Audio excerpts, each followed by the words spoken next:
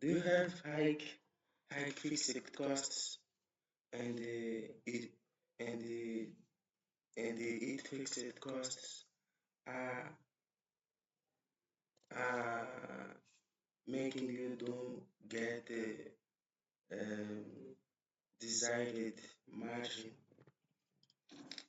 We have as solution the profitability rate. We offer you a free diagnostic with this template where you insert in these blank cells your data like equity capital, bank loan, and cash flow.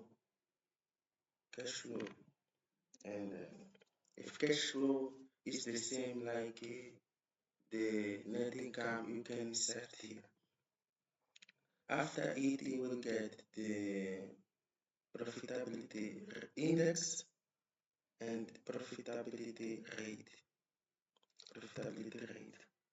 We can see here that profit, we can see that profitability index and profitability rate grow over the time, over the 5 periods here mentions. That here are 5 years. The profitability and index and profitability rate grow over the time. And we have here the dashboard. Okay,